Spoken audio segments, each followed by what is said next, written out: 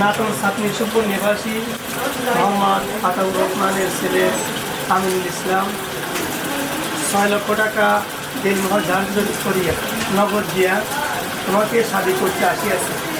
তুমি তাহাকে আপন স্বামী বলিয়া কবুল বলো। বলো আলহামদুলিল্লাহ কবুল।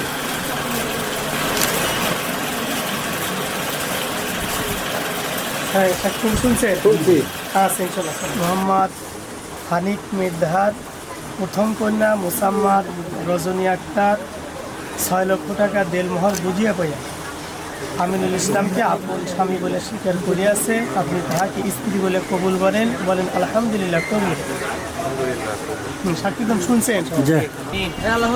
ربنا ظلمنا أنفسنا وإن لم تغفر لنا وترحمنا لنكونن من الخاسرين ربنا آتنا في الدنيا حسنة وفي الآخرة حسنة وقنا عذاب النار।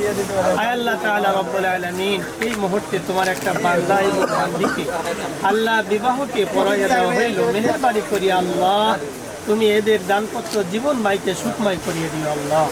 সমস্ত বালা মুসিবত ফিতনা ফাসাদ থেকে হেফাজত করুন আল্লাহ। আয় আল্লাহ তাআলা রব্বুল আলামিন, যেভাবে বাবা আদম থেকে শুরু করে মা হাওয়া আলাইহিস সালাম থেকে শুরু করে যেভাবে বিবাহকে পড়ানো হয় আল্লাহ সেই অনুযায়ী বিবাহকে পড়াইয়া দেওয়া হইল। মেহেরবানি করে আল্লাহ তুমি এই বিবাহকে দানপত্র জীবন মাইকে সুখময় করিয়ে নিও আল্লাহ। अस्सलामु अलैकुम। यही बोला मेरा दिल।